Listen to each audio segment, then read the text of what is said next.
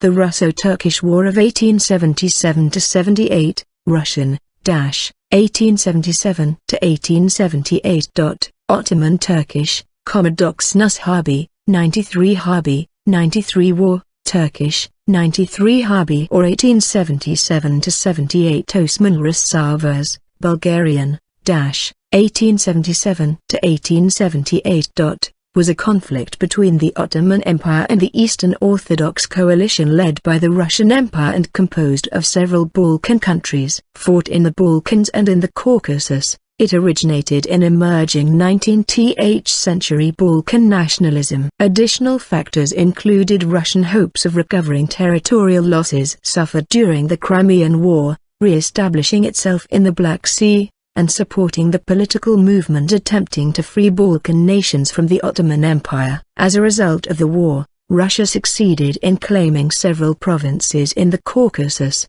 namely Kars and Batumi. The principalities of Romania, which was also forced by Russia to cede the Budjak region of the Danube Delta, in spite of an existing treaty of alliance between the two countries, Serbia and Montenegro, each of which had had de facto sovereignty for some time, formally proclaimed independence from the Ottoman Empire. According to the Treaty of San Stefano, 3 March 1878, the entire land populated by Bulgarian citizens were free. This included the territory from Danube to Rhodope Mountains to the south and Macedonia to southwest. 3 months later the great powers of Europe, England, France, Austria-Hungary and Russia, split the newly liberated country into 3 pieces, North, South and Macedonia. After almost 5 centuries of Ottoman domination, 1396 to 1878, the Bulgarian state was re-established as the Principality of Bulgaria,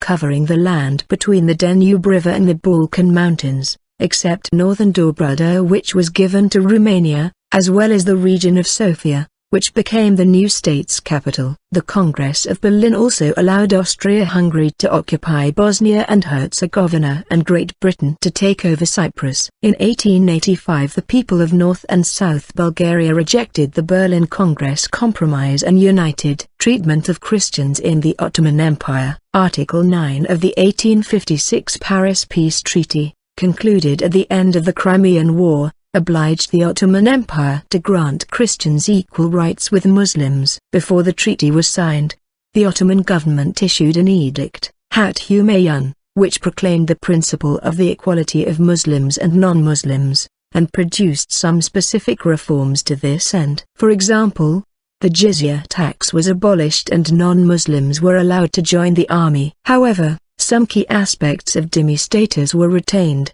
including that the testimony of Christians against Muslims was not accepted in courts, which granted Muslims effective immunity for offenses conducted against Christians. Although local-level relations between communities were often good, this practice encouraged exploitation. Abuses were at their worst in regions with a predominantly Christian population, where local authorities often openly supported abuse as a means to keep Christians subjugated. Crisis in Lebanon, 1860. In 1858, the Maronite peasants, stirred by the clergy, revolted against the Maronite feudal overlords and established a peasant republic. In southern Lebanon, where Maronite peasants worked for Druze overlords, Druze peasants sided with their overlords against the Maronites, transforming the conflict into a civil war. Although both sides suffered, about 10,000 Maronites were massacred at the hands of the Druze. Under the threat of European intervention, Ottoman authorities restored order. Nevertheless, French and British intervention followed. Under further European pressure, the Sultan agreed to appoint a Christian governor in Lebanon, whose candidacy was to be submitted by the Sultan and approved by the European powers. On May 27, 1860, a group of Maronites raided a Druze village. Massacres and reprisal massacres followed, not only in the Lebanon but also in Syria. In the end, between 7,000 and 12,000 people of all religions had been killed, and over 300 villages, 500 churches, 40 monasteries, and 30 schools were destroyed. Christian attacks on Muslims in Beirut stirred the Muslim population of Damascus to attack the Christian minority, with between 5,000 and 25,000 of the latter being killed. including the American and Dutch consuls, giving the event an international dimension. Ottoman Foreign Minister Fuat Pasha came to Syria and solved the problems by seeking out and executing the culprits, including the governor and other officials. Order was restored, and preparations made to give Lebanon new autonomy to avoid European intervention. Nevertheless, in September 1860 France sent a fleet, and Britain joined to prevent a unilateral intervention that could help increase French influence in the area at Britain's expense. The Cretan Revolt, which began in 1866, resulted from the failure of the Ottoman Empire to apply reforms for improving the life of the population and the Cretans' desire for enosis, union with Greece. The insurgents gained control over the whole island, except for 5 cities where the Muslims were fortified. The Greek press claimed that Muslims had massacred Greeks, and the word was spread throughout Europe. Thousands of Greek volunteers were mobilized and sent to the island. The siege of Moni Arkadiou Monastery became particularly well known. In November 1866, about 250 Cretan Greek combatants and around 600 women and children were besieged by about 23,000 mainly Cretan Muslims aided by Ottoman troops, and this became widely known in Europe. After a bloody battle with a large number of casualties on both sides, the Cretan Greeks finally surrendered when their ammunition ran out but were killed upon surrender. By early 1869, the insurrection was suppressed, but the party offered some concessions, introducing island self-rule and increasing Christian rights on the island. Although the Cretan crisis ended better for the Ottomans than almost any other diplomatic confrontation of the century, the insurrection, and especially the brutality with which it was suppressed, led to greater public attention in Europe to the oppression of Christians in the Ottoman Empire. Small as the amount of attention is which can be given by the people of England to the affairs of Turkey, enough was transpiring from time to time to produce a vague but a settled and general impression that the sultans were not fulfilling the solemn promises they had made to Europe, that the vices of the Turkish government were ineradicable, and that whenever another crisis might arise affecting the independence of the Ottoman Empire, it would be wholly impossible to afford to it again the support we had afforded in the Crimean War. Although on the winning side in the Crimean War, the Ottoman Empire continued to decline in power and prestige. The financial strain on the treasury forced the Ottoman government to take a series of foreign loans at such steep interest rates that, despite all the fiscal reforms that followed, pushed it into unpayable debts and economic difficulties. This was further aggravated by the need to accommodate more than 600,000 Muslim Circassians, expelled by the Russians from the Caucasus, to the Black Sea ports of North Anatolia and the Balkan ports of Constantine and Varna, which cost a great deal in money and in civil disorder to the Ottoman authorities. The new European Concert, the Concert of Europe established in 1856, was shaken in 1859 when France and Austria fought over Italy. It came apart completely as a result of the wars of German unification, when the Kingdom of Prussia, led by Chancellor Otto von Bismarck, defeated Austria in 1866 and France in 1870, replacing Austria-Hungary as the dominant power in Central Europe. Britain, worn out by its participation in the Crimean War and diverted by the Irish question and the social problems created by the Industrial Revolution, chose not to intervene again to restore the European balance. Bismarck did not wish the breakup of the Ottoman Empire to create rivalries that might lead to war, so he took up the Tsar's earlier suggestion that arrangements be made in case the Ottoman Empire fell apart, creating the Three Emperors League with Austria and Russia to keep France isolated on the continent. France responded by supporting self-determination movements, particularly if they concerned the three emperors and the Sultan. Thus revolts in Poland against Russia and national aspirations in the Balkans were encouraged by France. Russia worked to regain its right to maintain a fleet on the Black Sea and vied with the French in gaining influence in the Balkans by using the new pan-Slavic idea that all Slavs should be united under Russian leadership. This could be done only by destroying the two empires where most non-Russian Slavs lived, the Habsburg and the Ottoman empires.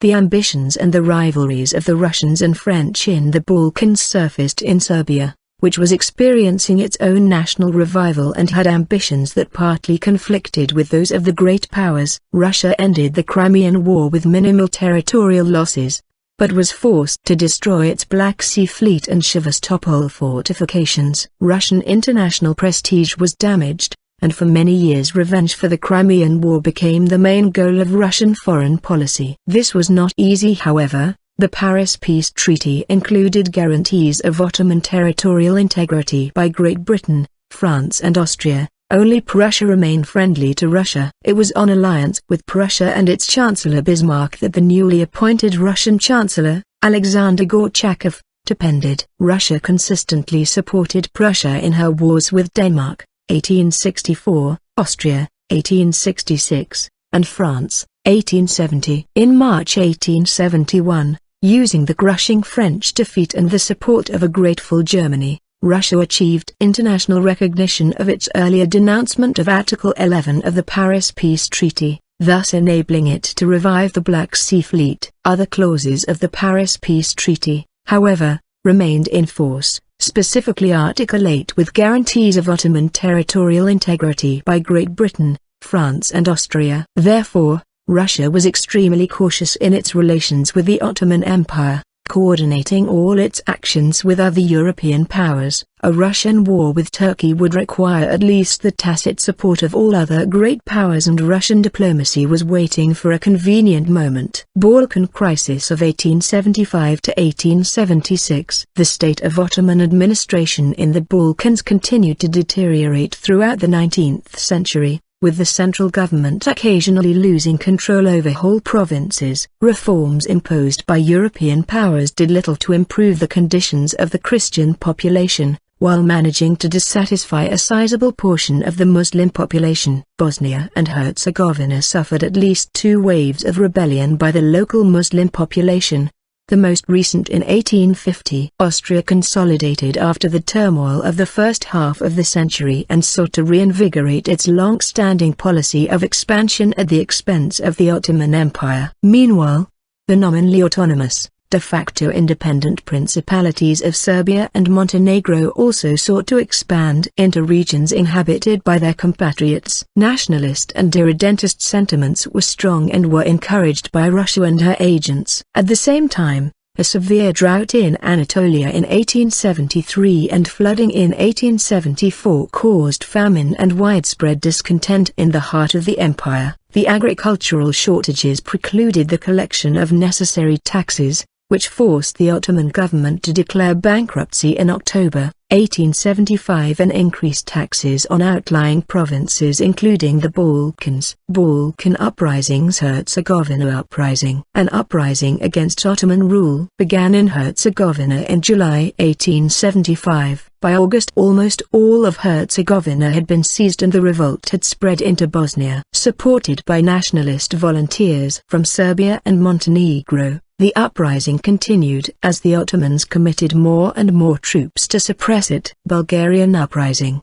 The revolt of Bosnia and Herzegovina spurred Bucharest-based Bulgarian revolutionaries into action. In 1875, a Bulgarian uprising was hastily prepared to take advantage of Ottoman preoccupation, but it fizzled before it started. In the spring of 1876, another uprising erupted in the south-central Bulgarian lands. That event was even more haphazardly planned than the previous one. However, the Ottomans, lacking adequate regular troops because of the problems in Bosnia and Herzegovina, were compelled to use irregular Bashi Basques to quell the Bulgarians. May the 11th to June the 9th, 1876. Those irregulars were mostly drawn from the Muslim inhabitants of the Bulgarian regions, many of whom were Circassian refugees expelled from the Caucasus or Crimean Tatar refugees expelled during the Crimean War. The Bashi Basques brutally suppressed the revolt, massacring up to 15,000 people in the process. Between 1,000 and 1,200 people, mostly women and children, took refuge in a church at Budjak and were then burnt alive. 5,000 out of the 7,000 villagers of Budjak were put to death according to some sources. Both Budjak and Perushtica, where the majority of the population was also massacred. had not participated in the rebellion. Many of the perpetrators of those massacres were later decorated by the Ottoman High Command. Modern Bulgarian historians have estimated the number killed suppressing the uprising as between 30,000 to 100,000. Word of the Bashi Bask's atrocities filtered to the outside world by way of American-run Robert College located in Constantinople. The majority of the students were Bulgarian, and many received news of the events from their families back home. Soon the Western diplomatic community in Constantinople was abuzz with rumors, which eventually found their way into newspapers in the West. In Britain, where Disraeli's government was committed to supporting the Ottomans in the ongoing Balkan crisis, the liberal opposition newspaper Daily News hired American journalist Januarius A. McGahan to report on the massacre stories firsthand. McGahan toured the stricken regions of the Bulgarian uprising, and his report, splashed across the Daily News's front pages, galvanized British public opinion against Disraeli's pro-Ottoman policy. In September, opposition leader William Gladstone published his Bulgarian Horror and the Question of the East, calling upon Britain to withdraw its support for Turkey and proposing that Europe demand independence for Bulgaria and Bosnia and Herzegovina. As the details became known across Europe, many dignitaries, including Charles Darwin, Oscar Wilde, Victor Hugo and Giuseppe Garibaldi, publicly condemned the Ottoman abuses in Bulgaria. The strongest reaction came from Russia. Widespread sympathy for the Bulgarian cause led to a nationwide surge in patriotism on a scale comparable with the one during the Patriotic War of 1812, from autumn 1875.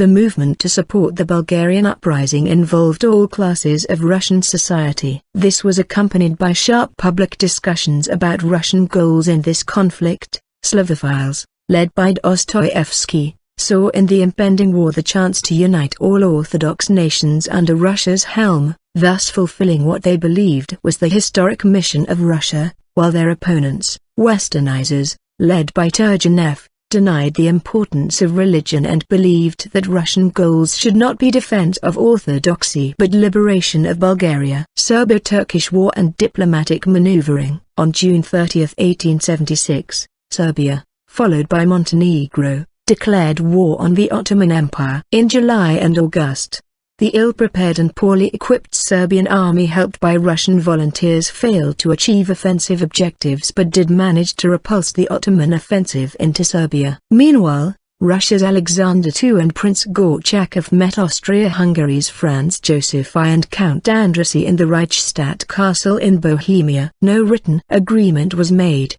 but during the discussions, Russia agreed to support Austrian occupation of Bosnia and Herzegovina, and Austria-Hungary, in exchange, agreed to support the return of southern Bessarabia, lost by Russia during the Crimean War, and Russian annexation of the port of Batumi on the east coast of the Black Sea. Bulgaria was to become autonomous, independent, according to the Russian records. As the fighting in Bosnia and Herzegovina continued, Serbia suffered a string of setbacks and asked the European powers to mediate an end to the war. A joint ultimatum by the European powers forced the Porte to give Serbia a 1-month truce and start peace negotiations. Turkish peace conditions, however, were refused by European powers as too harsh. In early October, after the truce expired, the Turkish army resumed its offensive and the Serbian position quickly became desperate. On October 31st, Russia issued an ultimatum requiring the Ottoman Empire to stop the hostilities and sign a new truce with Serbia within 48 hours. This was supported by the partial mobilization of the Russian army, up to 20 divisions. The Sultan accepted the conditions of the ultimatum. To resolve the crisis,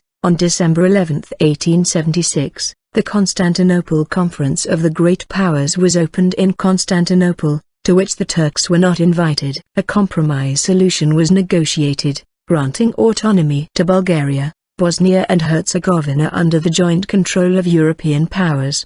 The Ottomans, however, refused to sacrifice their independence by allowing international representatives to oversee the institution of reforms and sought to discredit the conference by announcing on December 23, the day the conference was closed, that a constitution was adopted that declared equal rights for religious minorities within the empire. The Ottomans attempted to use this maneuver to get their objections and amendments to the agreement heard. When they were rejected by the great powers, the Ottoman Empire announced its decision to disregard the results of the conference. On January 15, 1877, Russia and Austria-Hungary signed a written agreement confirming the results of an earlier Reichsstadt agreement in July 1876. This assured Russia of the benevolent neutrality of Austria-Hungary in the impending war.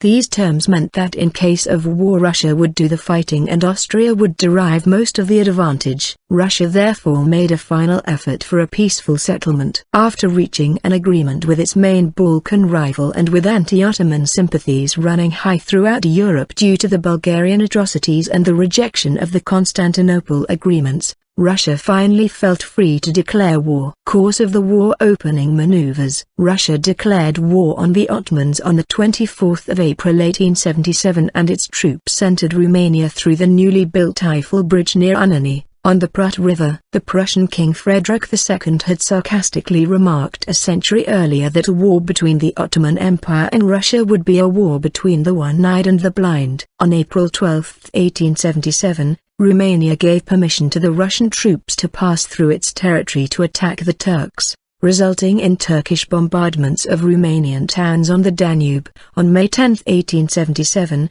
the Principality of Romania, which was under formal Turkish rule, declared its independence. At the beginning of the war, the outcome was far from obvious. The Russians could send a larger army into the Balkans. About 300,000 troops were within reach. The Ottomans had about 200,000 troops on the Balkan Peninsula, of which about 100,000 were assigned to fortified garrisons, leaving about 100,000 for the army of operation.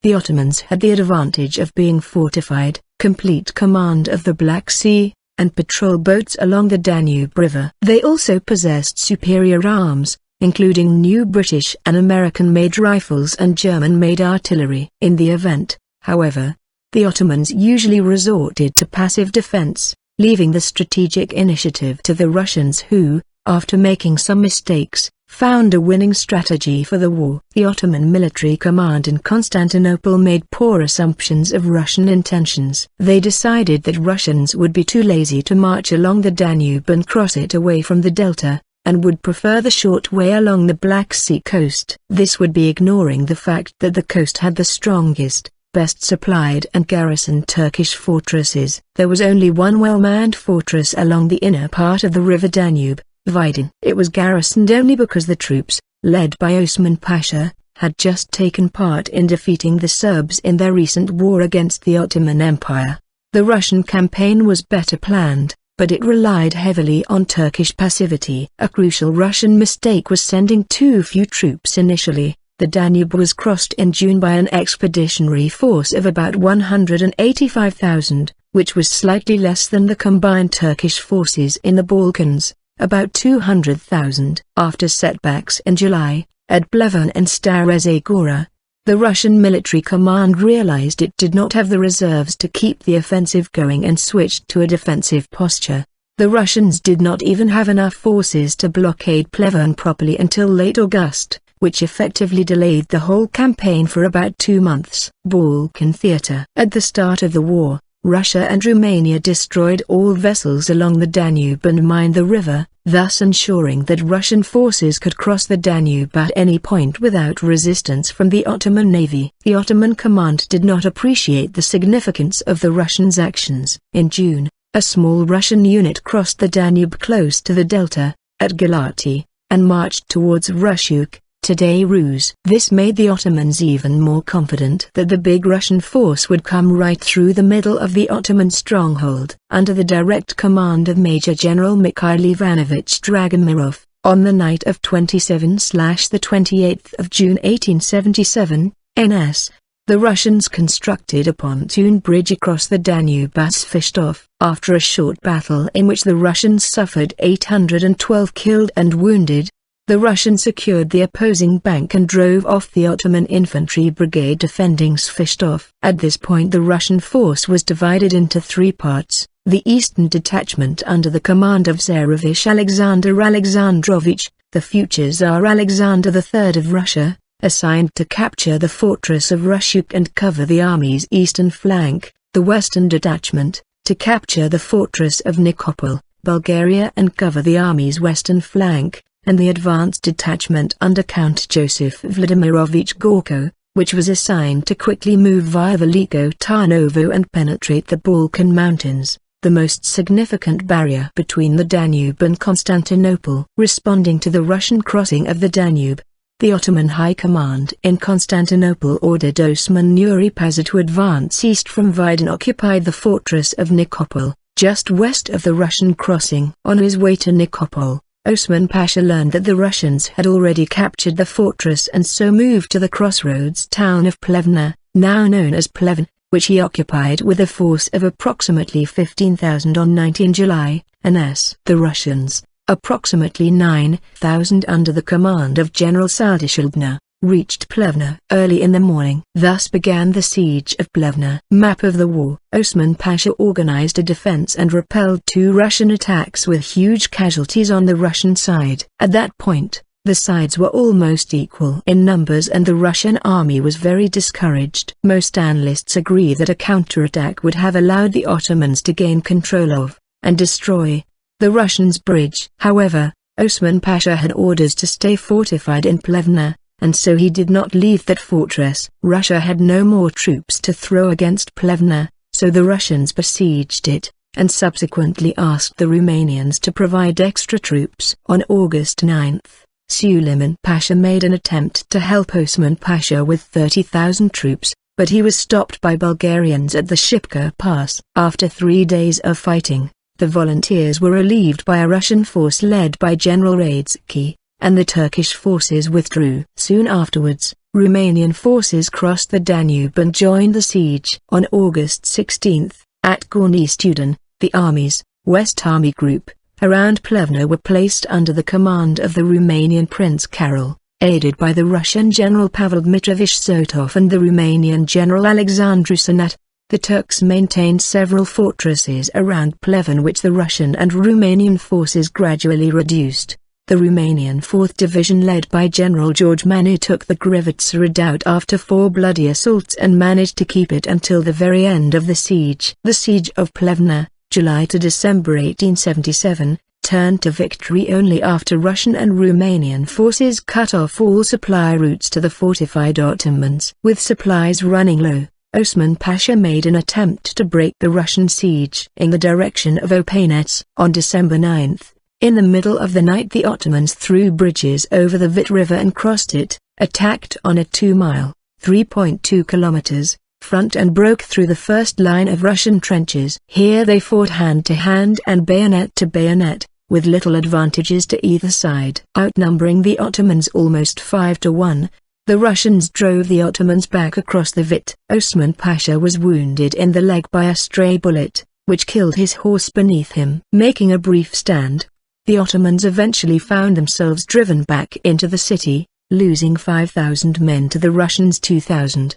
The next day, Osman surrendered the city, the garrison, and his sword to the Romanian colonel, Mihail Surches. He was treated honorably, but his troops perished in the snows by the thousand as they straggled off into captivity. The more seriously wounded were left behind in their camp hospitals, only to be murdered by the Bulgarians. At this point Serbia, having finally secured monetary aid from Russia, declared war on the Ottoman Empire again. This time there were far fewer Russian officers in the Serbian army, but this was more than offset by the experience gained from the 1876-77 war. Under nominal command of Prince Milan Obrenović, effective command was in hands of General Kosta Protic, the army chief of staff. The Serbian army went on offensive in what is now eastern South Serbia. A planned offensive into the Ottoman Sanjak of Novi Pazar was called off due to strong diplomatic pressure from Austria-Hungary, which wanted to prevent Serbia and Montenegro from coming into contact, and which had designs to spread Austria-Hungary's influence through the area. The Ottomans, outnumbered unlike 2 years before, mostly confined themselves to passive defense of fortified positions. By the end of hostilities the Serbs had captured Akpalanka, today Bela Palanka, Pirot, Niz and Varanj. Russians under Field Marshal Joseph Vladimirovich Gorko succeeded in capturing the passes at the Staroplanina mountain, which were crucial for maneuvering. Next, both sides fought a series of battles for Shipka Pass. Gorko made several attacks on the pass and eventually secured it. Ottoman troops spent much effort to recapture this important route, to use it to reinforce Osman Pasha in Pleven, but failed. Eventually Gorko led a final offensive that crushed the Ottomans around Shipka Pass. The Ottoman offensive against Shipka Pass is considered one of the major mistakes of the war, as other passes were virtually unguarded. At this time a huge number of Ottoman troops stayed fortified along the Black Sea coast and engaged in very few operations, besides the Romanian army, which mobilized 130,000 men, losing 10,000 of them to this war, a strong Finnish contingent and more than 12,000 volunteer Bulgarian troops, Opolcheni, from the local Bulgarian population as well as many Hajduk detachments fought in the war on the side of the Russians. To express his gratitude to the Finnish battalion, the Tsar elevated the battalion on their return home to the name Old Guard Battalion. Caucasian Theatre. Stationed in the Caucasus in Georgia and Armenia was the Russian Caucasus Corps, composed of approximately 75,000 men under the overall command of Grand Duke Michael Nikolaevich, Governor-General of the Caucasus.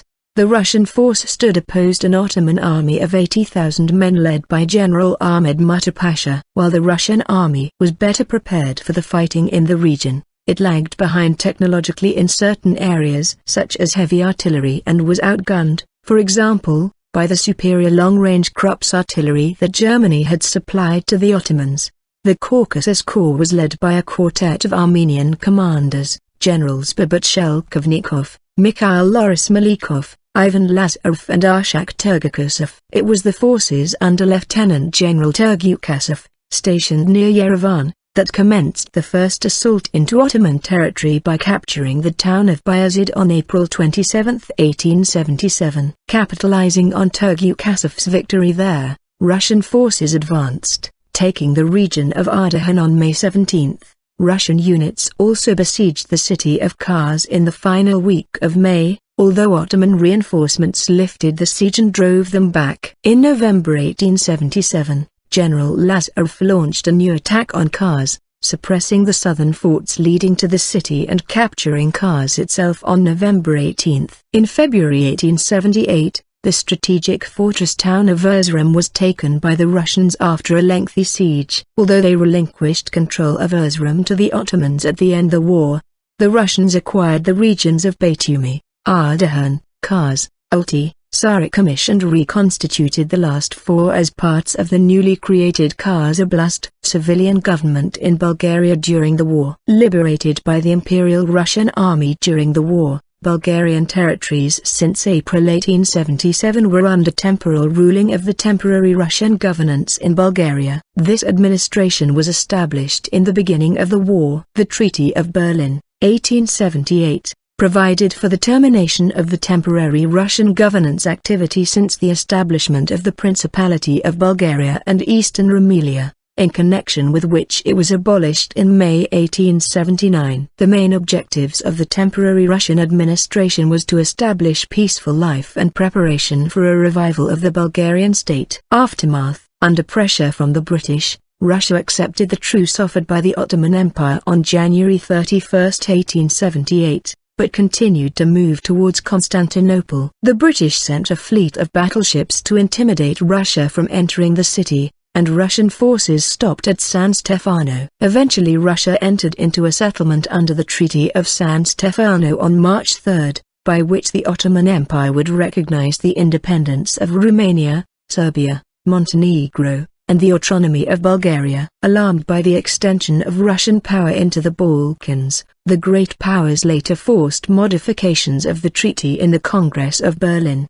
The main change here was that Bulgaria would be split, according to earlier agreements among the great powers that precluded the creation of a large new Slavic state. The northern and eastern parts to become principalities as before, Principality of Bulgaria and Eastern Rumelia, though with different governors, and the Macedonian region, originally part of Bulgaria under San Stefano, would return to direct Ottoman administration. At the Congress of Berlin, Bismarck said that he was fighting for peace in Europe. However, he was not aware that his decision to split Bulgaria would start a war in the Balkans 34 years later and would eventually lead to World War I. The estimates of Muslim civilian casualties during the war range from possibly tens of thousands to 260,000 to 262,000 Muslims, almost entirely Turkish, according to the American historian Justin A. McCarthy, who is widely considered to have pro-Turkish views. The perpetrators of those massacres are also disputed, with McCarthy claiming that they were carried out by Russian soldiers, Cossacks as well as Bulgarian volunteers and villagers, while there were few civilian casualties in battle, while James J. Reed claims that Circassians were significantly responsible for the refugee flow, that there were civilian casualties from battle and even that the Ottoman army was responsible for casualties among the Muslim population. According to John Joseph, the Russian troops made frequent massacres of Turkish peasants to prevent them disrupting their supply and troop movements. During the disputed Harmanli massacre, it was claimed a huge group of Muslim refugees were attacked by the Russian army, as a result that thousands of Muslim refugees died and their goods plundered. The correspondent of the Daily News describes as an eyewitness the burning of 4 or 5 Turkish villages by the Russian troops in response of the Turks firing at the Russians from the villages, instead of behind rocks or trees. The number of Muslim refugees is estimated by R.J. Crampton as 130,000, while McCarthy estimates that the total was 515,000. Almost all Turkish. Richard C. Frucht estimates that only half, 700,000, of the pre-war Muslim population remained after the war. 216,000 had died and the rest emigrated. Douglas Arthur Howard estimates that half the 1.5 million Muslims, for the most part Turks, in pre-war Bulgaria had disappeared by 1879. 200,000 had died. The rest became permanently refugees in Ottoman territories. However, it should be noted that according to one estimate, the total population of Bulgaria in its post-war borders was about 2,800,000 in 1871, while according to official censuses, the total population was 2,823,000 in 1880-81. During the conflict, a number of Muslim buildings and cultural centers were destroyed. A large library of old Turkish books was destroyed when a mosque in Turnovo was burned in 1877. Most mosques in Sofia perished, 7 of them destroyed in one night in December 1878. When a thunderstorm masked the noise of the explosions arranged by Russian military engineers, the Christian population, especially in the initial stages of the war, that found itself in the path of the Ottoman armies also suffered greatly. This was particularly true after the July battle around Stara Zagora, when Gurko's forces had to retreat back to the Shipka Pass. In the aftermath of the battle, Suleiman Pasha burned down the town of Stara Zagora, which by that time was one of the largest towns in the Bulgarian lands. He also established in the whole valley of the Maritsa River a system of hanging at the street corners of every Bulgarian who had in any way assisted the Russians.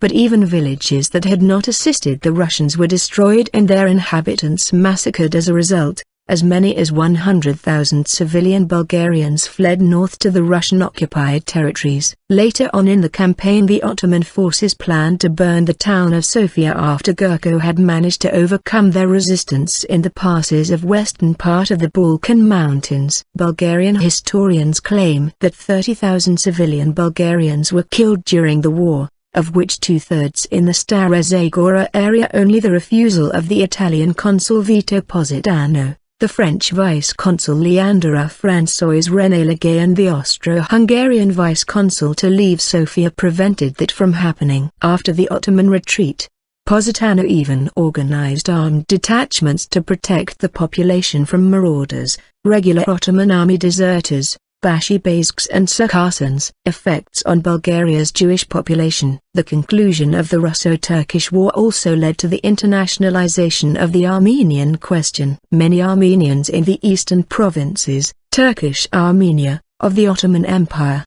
living in poor and dangerous conditions and under the whim of their Turkish and Kurdish neighbors, had greeted the advancing Russians as liberators. Renewed massacres and looting by Kurd and Circassian bands during the war had convinced many Armenians to look toward the Russians as the ultimate guarantors of their security. In January 1878, Armenian Patriarch of Constantinople Nurses II Vazapetian approached the Russian leadership with the view of receiving assurances that the Russians would introduce provisions in the prospective peace treaty for self-administration in the Armenian provinces. Though not as explicit, Article 16 of the Treaty of San Stefano read, as the evacuation of the Russian troops of the territory they occupy in Armenia, and which is to be restored to Turkey, might give rise to conflicts and complications detrimental to the maintenance of good relations between the two countries. The Sublime Porte engaged to carry into effect, without further delay, the improvements and reforms demanded by local requirements in the provinces inhabited by Armenians and to guarantee their security from Kurds and Circassians. Great Britain, however, took objection to Russia holding on to so much Ottoman territory and forced it to enter into new negotiations with the convening of the Congress of Berlin in June 1878. An Armenian delegation led by Prelate Mkhtich Crimean traveled to Berlin to present the case of the Armenians but, much to its chagrin, was left out of the negotiations. Article 16 was modified and watered down, and all mention of the Russian forces remaining in the provinces was removed. In the final text of the Treaty of Berlin, it was transformed into Article 61, which read, "The Sublime Porte undertakes to carry out, without further delay, the improvements and reforms demanded by local requirements in the provinces inhabited by Armenians,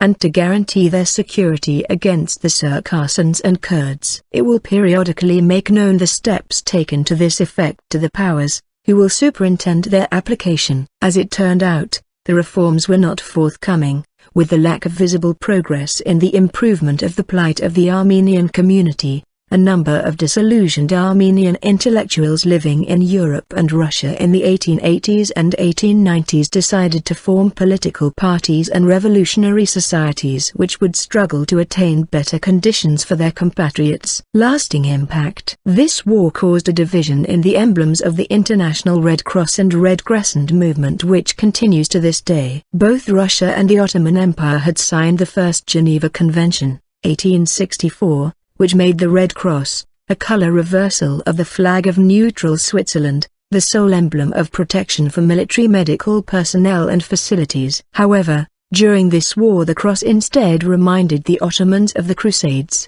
so they elected to replace the cross with the Red Crescent instead. This ultimately became the symbol of the movement's national societies in most Muslim countries, and was ratified as an emblem of protection by later Geneva Conventions in 1929 and again in 1949. The current version, Iran, which neighbors both countries, considered them to be rivals, and probably considered the Red Crescent in particular to be an Ottoman symbol, except for the Red Crescent being centered without a star. It is a color reversal of the Ottoman flag and the modern Turkish flag. This appears to have led to their national society in the movement being initially known as the Red Lion and Sun Society, using a red version of the lion and sun, a traditional Iranian symbol. After the Iranian Revolution of 1979, Iran switched to the Red Crescent, but the Geneva Conventions continued to recognize the Red Lion and Sun as an emblem of protection. The impact of this division later led to the Magen David Adom controversy, which was resolved partly through the addition of yet another emblem of protection, the red crystal, by Protocol 3.